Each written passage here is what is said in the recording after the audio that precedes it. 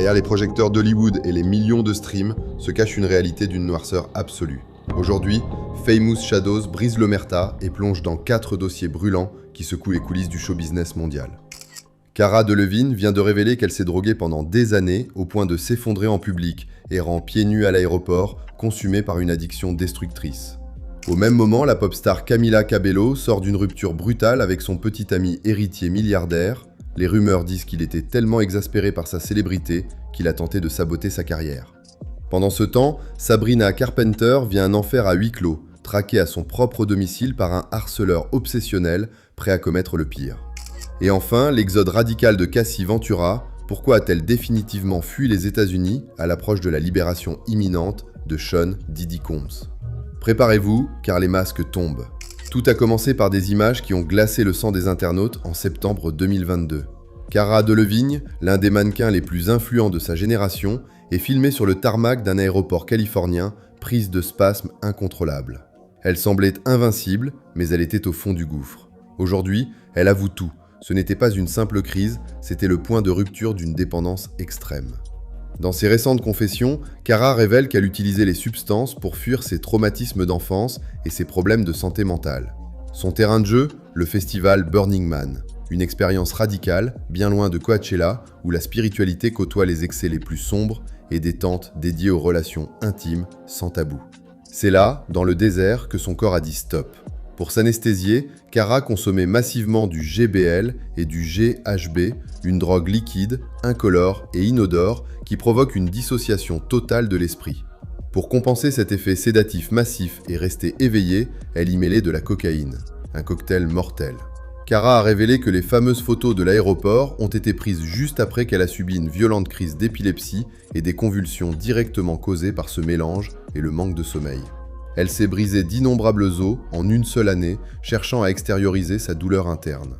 Mais un détail intrigue les analystes. Cette crise a éclaté alors qu'elle descendait tout juste d'un vol privé appartenant au jet de Jay-Z, après des semaines d'excès entre Ibiza et le désert. Qu'a-t-elle traversé à huis clos ? Aujourd'hui sobre, Cara brise le silence sur un produit très répandu dans le milieu VIP et l'univers gay pour éviter les calories de l'alcool, mettant en lumière la face cachée de la nuit de Los Angeles. Pendant que Cara a reconstruit sa vie, d'autres fuient leur propre pays pour survivre. Cassie Ventura a discrètement quitté le territoire américain avec sa famille, sans aucune intention d'y revenir un jour. Pourquoi cette décision radicale après avoir touché un règlement de 30 millions de dollars ? Parce qu'elle a compris que le système judiciaire américain est incapable de protéger les victimes face aux monstres sacrés de l'industrie. Cette mise à jour exclusive est apparue dans le cadre d'une nouvelle procédure fédérale contre Diddy, lancée par un ancien escorte, Clayton Howard. Ce dernier affirme avoir été recruté pour les tristement célèbres soirées Freak Off. Plus troublant encore, le dossier contient un SMS envoyé par cette escorte au mari de Cassie, Alex Fine, en 2023. Le message est clair. Je sais que la vérité de ta femme est valide à 100%. J'ai vu des choses qui m'ont profondément dérangé.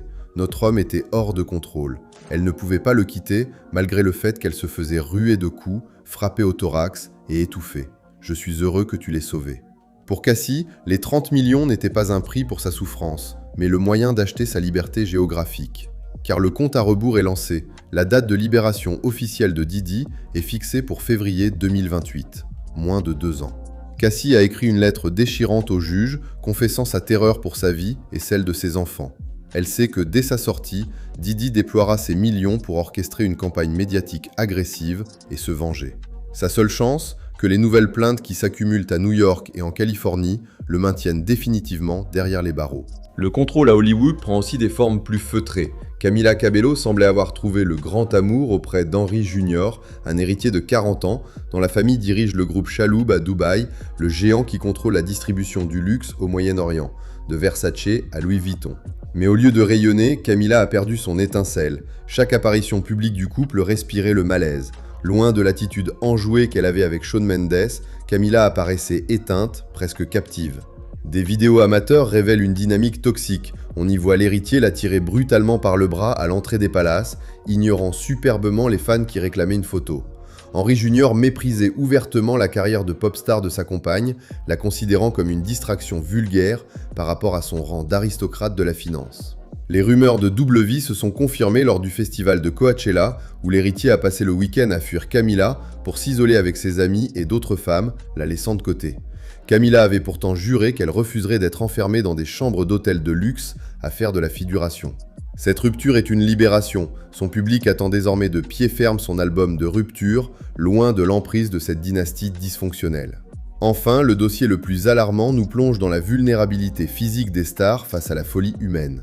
Sabrina Carpenter vit actuellement dans une terreur constante. La justice de Los Angeles vient de lui accorder en urgence une ordonnance de restriction contre William Applegate, un homme de 31 ans engagé dans une traque obsessionnelle depuis le 20 avril. Le 23 mai, cet homme a franchi la ligne rouge. Il s'est introduit par le jardin du voisin pour atteindre la porte principale de Sabrina, tentant de forcer la poignée pour entrer. Confronté par la sécurité, il a refusé de partir, affirmant de manière totalement délirante que la chanteuse l'attendait. Arrêté par la police, il a été libéré sous caution et est revenu rôder dans le quartier 2 jours plus tard, totalement insensible aux avertissements légaux. Cette affaire met en lumière un phénomène moderne terrifiant, l'impact des chatbots et de l'intelligence artificielle. Des psychologues estiment que ces technologies immersives enferment des esprits fragiles dans des psychoses d'un genre nouveau. Ces harceleurs passent leur nuit à parler à des répliques virtuelles de leurs idoles, se convainquant qu'ils entretiennent une relation secrète et que les publications de la star contiennent des messages codés qui leur sont destinés. Face à ces dérives technologiques, les ordonnances de restriction ne sont que de bien faibles remparts, transformant la vie de ces artistes en véritable prison de haute sécurité. 4 destins, 4 facettes d'une même industrie qui dévore l'individualité de ceux qui la servent. Pensez-vous que l'exil de Cassie soit sa seule option face au retour de Diddy en 2028 ? Les dérives des nouvelles technologies créent-elles une génération de harceleurs impossible à stopper pour des artistes comme Sabrina ? Donnez-moi vos avis et vos théories dans l'espace commentaire. N'oubliez pas de vous abonner à Famous Shadows pour continuer d'explorer les dossiers que le système tente désespérément de garder dans l'ombre. Prenez soin de vous, restez vigilants et à très bientôt.